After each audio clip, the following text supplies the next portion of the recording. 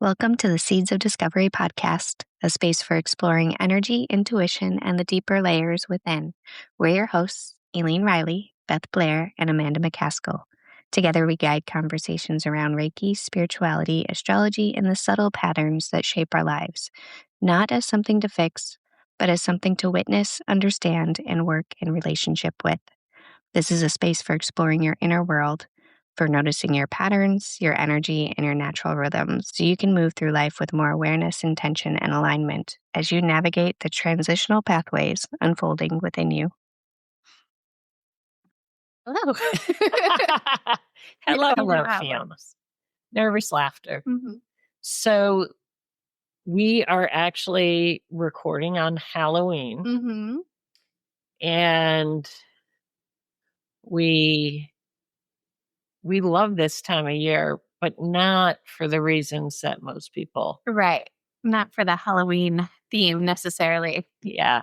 I mean, the veil is thin, is what they say, Mhm. right? Mhm. Because there's Halloween, there's All Souls Day, All Saints Day. Mhm. But it is a season in astrology that I personally love. You would as a Scorpio rising. Yeah. Scorpio season. Scorpio season. But there's some juicy bit to Scorpio season. And I kind of thought maybe we should talk about Scorpio season, like how to work with it. Mhm. And what do you want to glean at? Like, we have the calendar seasons. We are in fall. Mhm. We're moving into the darker part of the year, daylight savings or the clock's falling back, whatever is happening. Mhm. And so it's that time of slowing down, but at the same time, we're stepping into the holiday season, which ramps everybody up, and you get this. Mhm. Imbalance of energy sometimes. Yeah. Yeah. And so then you don't even enjoy the beauty that is Scorpio season. Mhm. No, it's not just the dark and twisty. No. But it is. But it's the rebirth, the renewal, Mhm. the rest.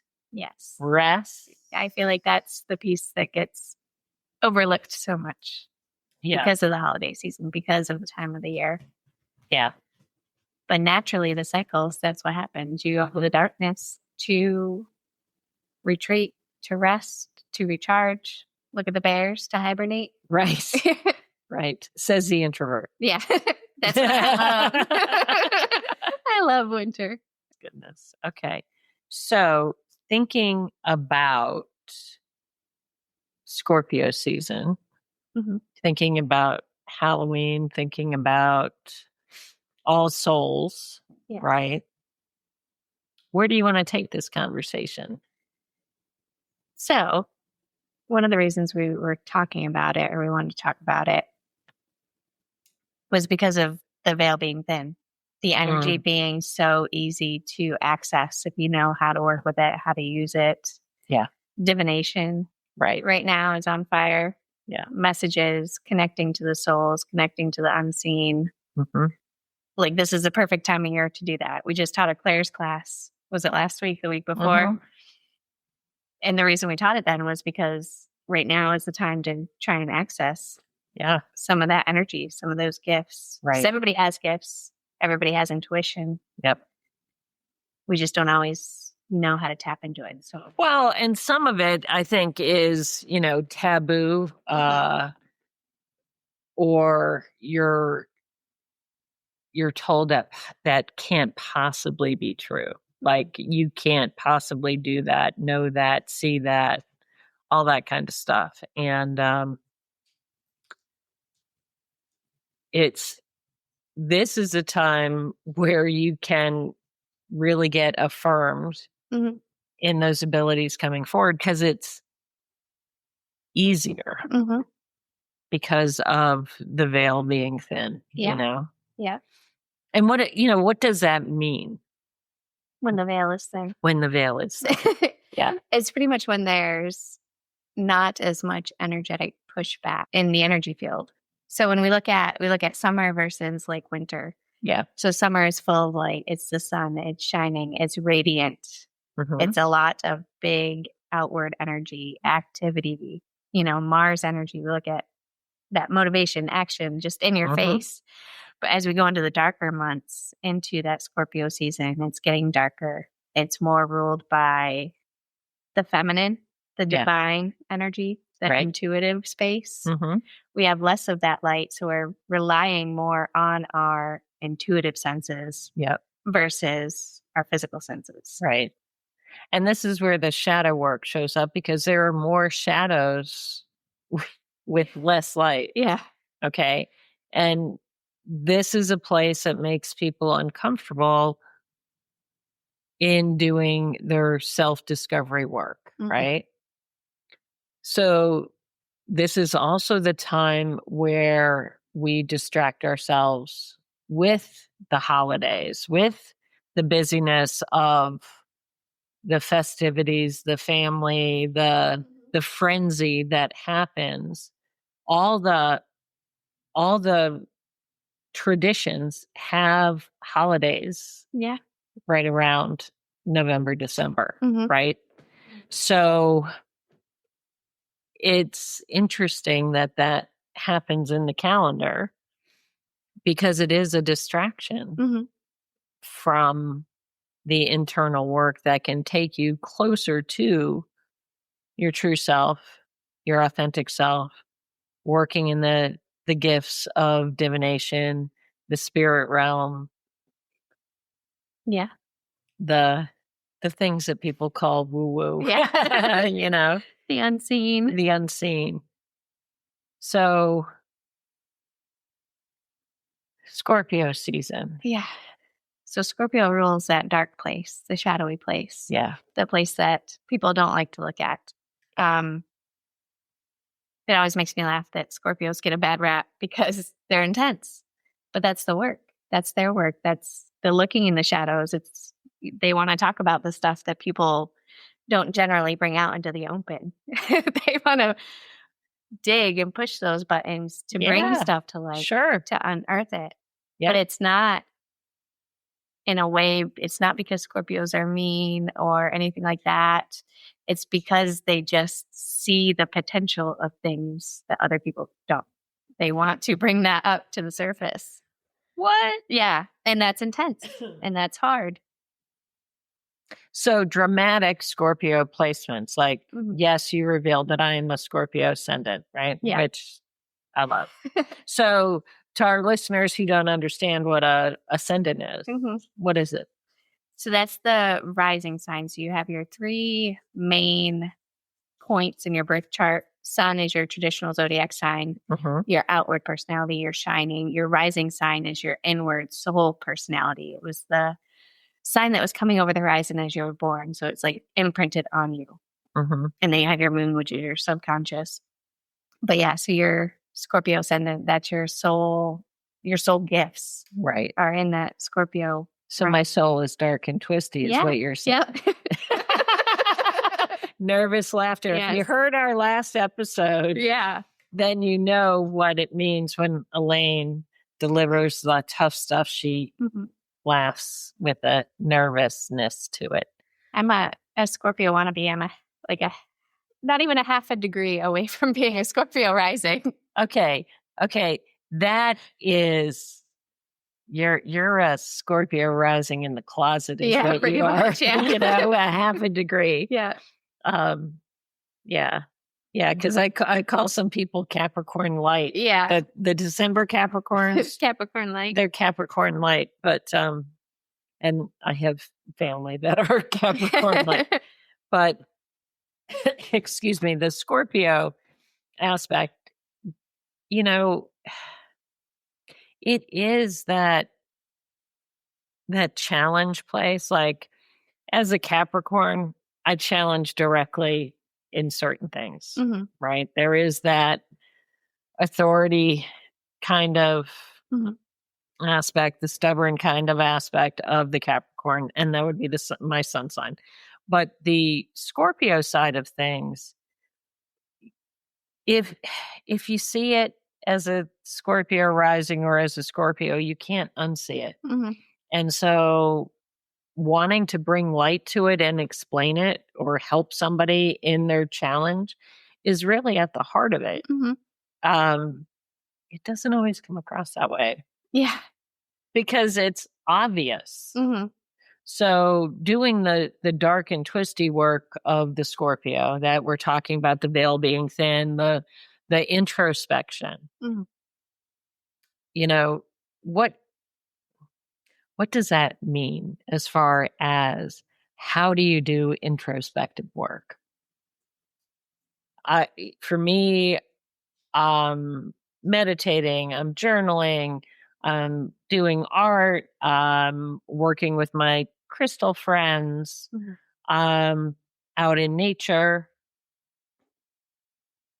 and I'm looking at the things that are a challenge. I'm calling myself to task on the things that come into question when I'm out in the world. Like, was I really being a little too much the other night, or was I not so much? Like, I mean, But that's part of the shadow work. It's looking at the triggers. yeah, Because everything that triggers you is a mirror.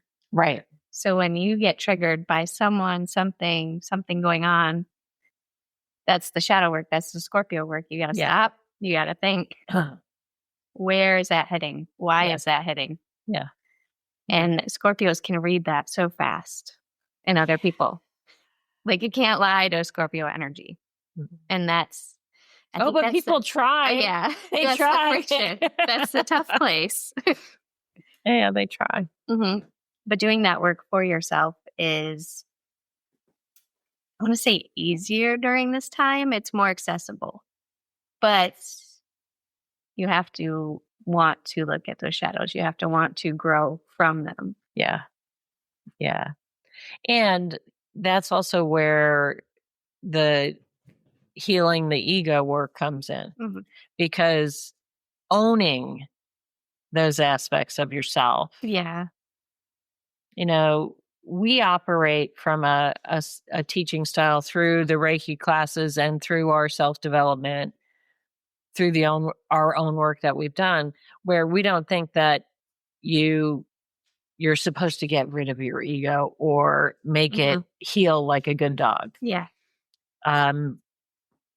You want to heal it. You want to heal the trauma that's made you question the things that you question. Mm-hmm. Heal that self-esteem place that has you always second guessing people, right? Mm-hmm. So in this time where the work is easier,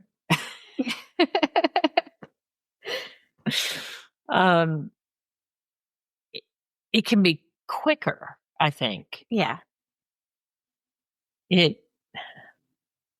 There's something that wants to come forward that I don't necessarily have it right here. It's because you're not fighting the shadows. You're already in the shadows.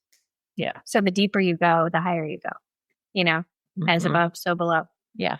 So we were talking about, summer, the sun shining bright. You don't want to go in that dark and twisty energy.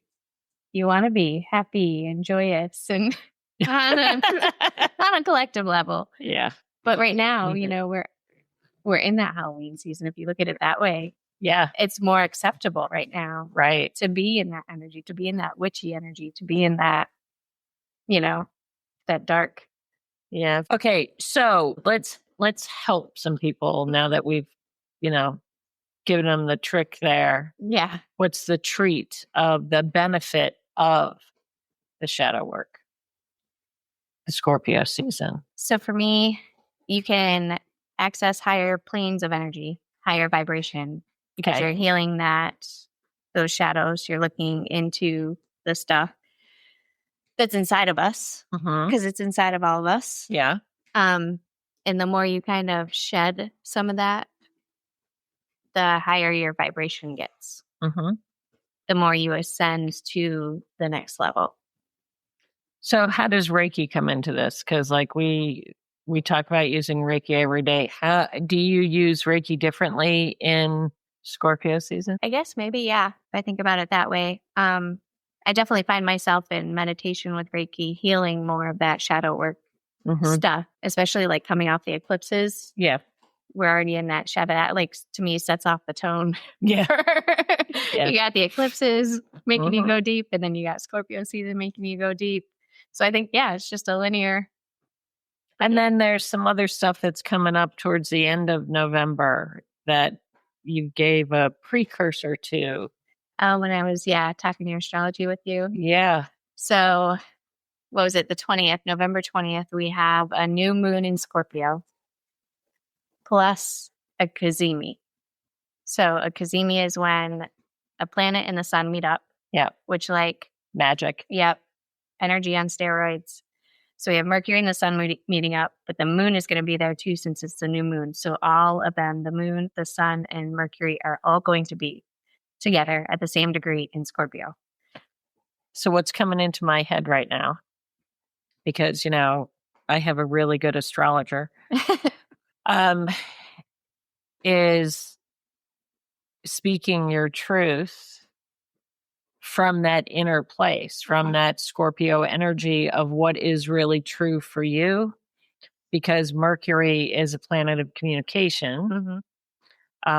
You've got the moon there, so you're dealing with your emotional aspect. Yeah. And the sun is there, so it is that illumination time, and the sun is about the self. So you now and taking that nervous laughter here, insert right there, is the week before Thanksgiving. So here's your caution about this is get real with all those things that you think you want to say in those family aspects, because that is really your work to do, not Aunt Susie's or Uncle Henry's. And I'm trying to use names that are not in my family. So I'm not calling anybody out. But those are your lessons. And so if I'm looking at, you know, Uncle Harry, Aunt Sally, I don't know, I'm making up names. If I'm looking at them, where is that a reflection in me? If I'm preparing myself to see a family member, that work is internal. And that's where the Scorpio truth teller is going to tell you it's not about them, it's about you. And if you have a problem with somebody, 95%, I'll give you a little bit that says it's about them. Yeah. Most of it is about you and some lesson that you need to learn here in this incarnation.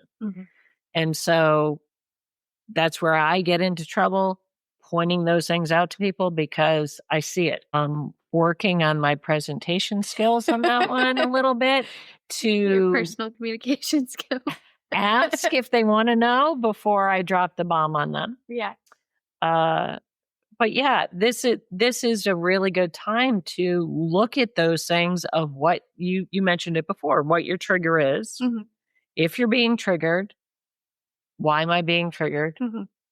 What is this about? And because the veil is so thin, the other place that you can explore is the past life idea. So is this something old? Like sometimes I have a feeling about something and it is not in this lifetime. I am not, because of my constitution, as far as my astrology, I am definitely of this plane. So me delving off into those past lives is not something that I do on a regular basis. That is just, it's not my makeup. Yeah.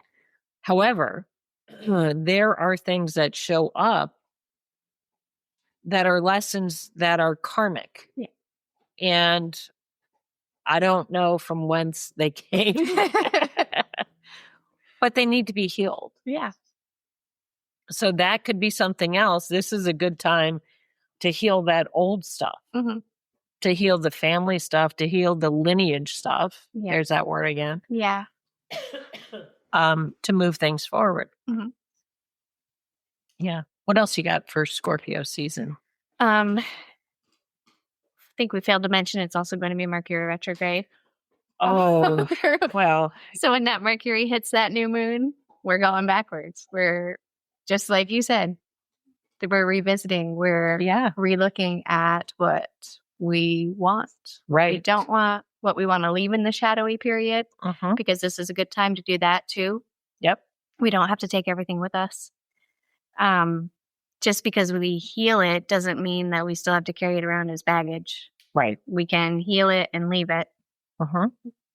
You know, especially with Reiki. You know, you brought up Reiki earlier. That's what Reiki is really good at, is helping us to heal and leave, not heal and continue to drag it with us. Right. Yeah. There was something that came in as you were, where'd it go? Oh, Mercury retrograde. Now, we both like, we both like Mercury retrograde. We are not of the mind that it's doom and gloom, and no, quite the opposite. Yeah. So I actually look forward to it when everybody else is kvetching. That's a nice way to say it. I am grateful because it's just, and that's that dark and twisty side of me again. I just like to look inward. I am a task-oriented person, and, you know, Mercury retrograde gives you that list of tasks to look at. Yeah. You if know? you follow the energy, it highlights them all for you. Big light. Oh, wait, you wanted to work on this? Okay, let's bring it up tenfold. Blow that up. Yeah. Put that on the projector. In case you didn't see the lesson, I'm going to frustrate you by the car not starting. I'm going to frustrate you with computer problems. I'm going to frustrate you with communication issues with people. Yeah. You know? Cell phones go crazy. Sometimes they break during Mercury retrograde, and people blame Mercury for it. No. That's the inner work. Who were you calling that maybe you shouldn't have been calling? Was that ex coming back? You know, that's a big thing during Mercury retrograde. Yes. Were you sending a text that wasn't in alignment with your energy or where it should be? You got to look at those things. Well, so because Mercury is communication, anytime working with Mercury is a great way to deal with how to say things, when to say things, that kind of thing. During a retrograde, it's a great time to have those conversations to yourself, meaning step outside where nobody's listening and speak it to the trees. Yeah. Journal it and then burn it. Like, you don't necessarily want to leave the evidence around of the terrible things you might have been saying about Aunt Sally. But that conversation might need to be said in a way for you, not necessarily for Aunt Sally. So if you write it down and then burn it, there you go. If you go talk to Aunt Sally out in the trees, eventually her portion of that communication is going to filter down through that energetic connection. Yeah. And she might come up to you at Thanksgiving dinner and say, you know, Elaine, I am so sorry about that thing that happened 3 years ago. And you'll be dumbfounded that she brought it up. Yep. But it gets healed because you dealt with it in a way that doesn't bring harm to someone else. And see, that's the other thing around communication, is that you need to look at, is this really necessary for all parties involved? Or am I just posturing? Am I just pushing my opinion? That kind of thing. I think that's where Mercury really comes to assistance. Because there are a lot of lessons in that communication style. Oh, yeah. So, and for those people who don't speak up, who, you know, in human design, there are a lot of people who don't have the throat center activated. So in these times where Mercury is working Mercury magic, I think there are opportunities for their voices to be heard. Mm-hmm. Yeah, I like that. Mm-hmm. Mm-hmm. Yeah, Scorpio season. Mm-hmm. Fun stuff. I like it. I do too. I do too. Well, is there anything else we want to add here, or does that feel complete? Yeah, I think that's good. Awesome. Yeah. All right. Well, until next time Until then. next time. Thank you for being here with us. Take a moment to notice what resonated, what shifted, what opened, and what might be asking for your attention. This work isn't about having all the answers. It's about learning to witness yourself with curiosity, compassion, and presence as you move through your own transitional pathways. Until next time, stay grounded, stay open, and keep discovering